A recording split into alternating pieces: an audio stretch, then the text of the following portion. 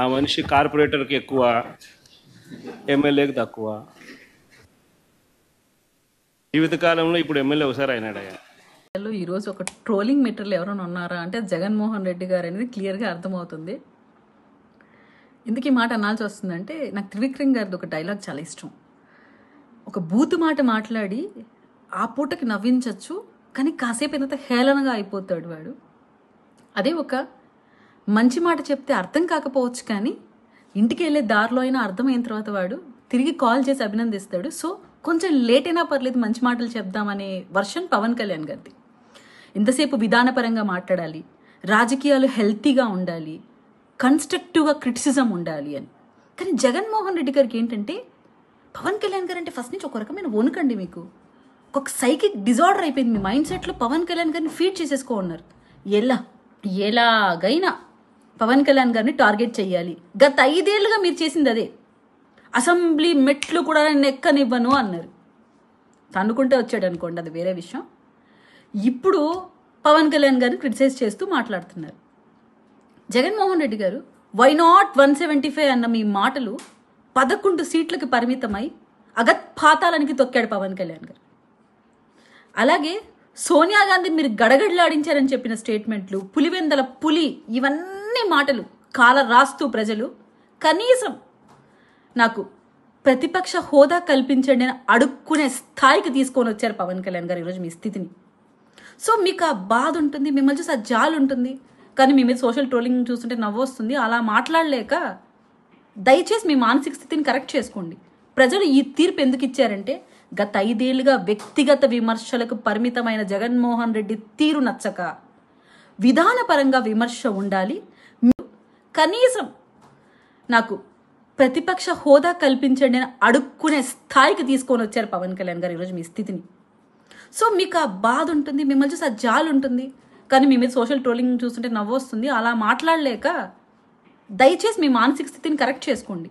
ప్రజలు ఈ తీర్పు ఎందుకు ఇచ్చారంటే, గత 5 ఏళ్లుగా వ్యక్తిగత విమర్శలకు పరిమితమైన జగన్మోహన్ రెడ్డి తీరు నచ్చక విధానపరంగా విమర్శ ఉండాలి, మీలాగా దిగజారి మాట్లాడే స్థితికి మీ క్యాడర్ని తీసుకొని వచ్చి 24 గంటలు పవన్ కళ్యాణ్ గారి పడి ఏడ్చి రాష్ట్ర అభివృద్ధిని పక్కన పెట్టారు.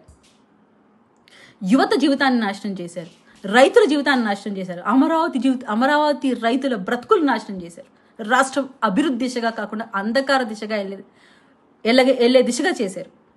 సో జగన్మోహన్ రెడ్డి గారు ఆలోచించాల్సి అంటే, మీ మానసిక స్థితి చూసి జాలిపడుతూ ఒక జనసేన పార్టీ వీర మహిళగా దయచేసి గతంలో పార్ట్ టైం పొలిటీషియన్గా ఇప్పుడు పార్ట్ టైం ఎమ్మెల్యేగా ఉన్న మీరు ప్రెస్ కాన్ఫరెన్స్కి వచ్చేటప్పుడు పవన్ కళ్యాణ్ గారి మీద భయం తగ్గించుకొని మీ మానసిక స్థితిని సరి చేసుకొని రావాలని విజ్ఞప్తి చేస్తున్నాను. Today's troll material Jaganmohan Reddy గారు.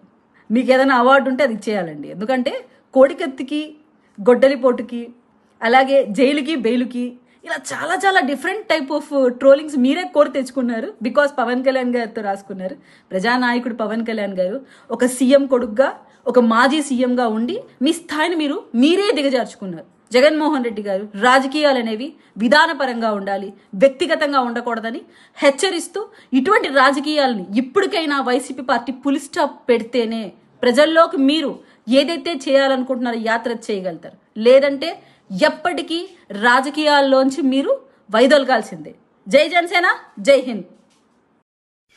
దేవుడు తీసుకెళ్లినటువంటి తండ్రి శవం, నువ్వు పంపించినటువంటి బాబాయ్ శవం, ఈ 2 చావు మేళాలు కలిసొచ్చి నీ విజయానికి బ్యాండ్ మేళం అయ్యాయి గానీ, లేదంటే నువ్వు అసలు కార్యకర్తగా కూడా పనికిరానటువంటి ఖైదీవి. నువ్వు ముఖ్యమంత్రి అవడం ఏంటి మా దరిద్రం కాకపోతే.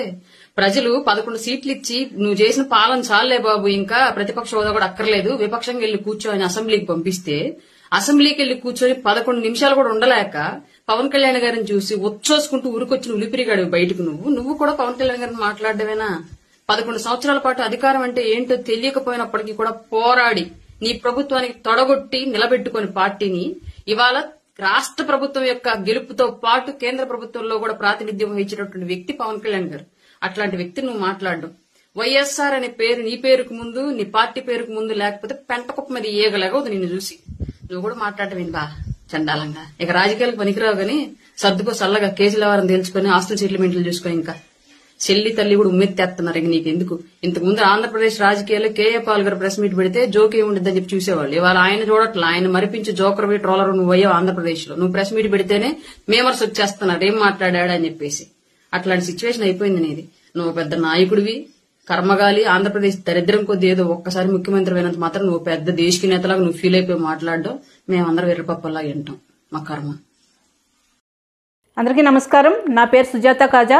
పులివెందుల ఎమ్మెల్యే జగన్ రెడ్డి గారు ఉప ముఖ్యమంత్రి పవన్ కళ్యాణ్ గారి గురించి కార్పొరేటర్కి ఎక్కువ, ఎమ్మెల్యేకు తక్కువ, మొదటిసారి ఎమ్మెల్యే అయ్యాడు అని కించపరుస్తూ మాట్లాడుతున్నారు.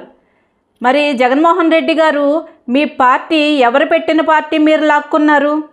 పార్టీకి పేరు ముందు మీ తండ్రి గారి పేరు, వెనక కాంగ్రెస్ పేరు లేనిదే మీ పార్టీకి మనుగడెక్కడిది? తండ్రి హయాంలో సంపాదించిన వేల కోట్ల అవినీతి సొమ్ముతో మీరు ఈరోజు పార్టీ నడిపిస్తున్నారు. కాంగ్రెస్ నుంచి అరువు తెచ్చుకున్న నాయకులతో నడిపిస్తున్నారు. వేల కొద్దీ ప్రైవేటు సైన్యాన్ని తయారు చేసుకుని అడ్డం వచ్చిన వాళ్ళని బూతులు తిడుతూ నడిపిస్తున్నారు. మీ పదవీకాంక్ష కోసం, రాజకీయ మనుగడ కోసం తల్లిని చెల్లిని రోడ్ల మీద తిప్పించారు. తండ్రి చావుని అడ్డం పెట్టుకుని సంతకాల సేకరణకు దిగారు. అదే తండ్రి చావుని సానుభూతి డ్రామాతో ప్రజల దగ్గరికి వెళ్ళి ఒక్క ఛాన్స్ అని వాళ్ళు బతిమలాడారు. ఇవన్నీ సరిపోక కోడికత్తి డ్రామాలు, ఇంకెన్ని డ్రామాలు ఆడారు. ఇవన్నీ కాకుండా మీరు ఓన్గా ఏం చేశారు? మీరా పవన్ కళ్యాణ్ గారి గురించి మాట్లాడేది? ₹1 ఏ రోజన్నా దానం చేసిన చరిత్ర ఉందా తమరికి? మాట్లాడడం ఎంతసేపు? మేము కూడా అనగలం. తమరు కమెడియన్కి ఎక్కువ, ఖైదీకి తక్కువ అనొచ్చు, తప్పు కదా? అటువంటి మాటలు మేము మాట్లాడం. దయచేసి మాట్లాడేటప్పుడు నోరు అదుపులో పెట్టుకుని మాట్లాడండి.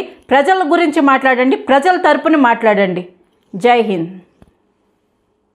ముందుగా మన నత్తి సామ్రాజ్యాధిపతి మాజీ ముఖ్యమంత్రి వైఎస్ జగన్మోహన్ రెడ్డి గారికి నేను ఒక విషయం అడగాలనుకుంటున్నా.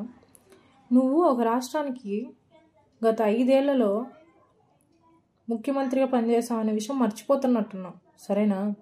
సరిగ్గా నీకు సంక్షేమం అనే పదం పలకండి, సంక్షేమం అంటున్నావే, సరిగ్గా తెలుగు మాట్లాడడం రాదు.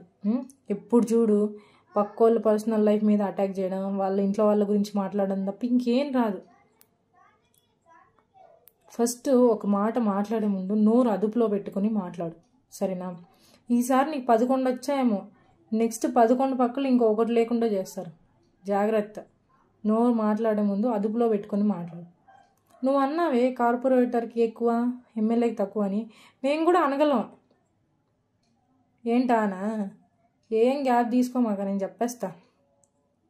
శుక్రవారం 11 గంటలకి ఎక్కువ, తెల్లవారుజాము 3 గంటలకు తక్కువ.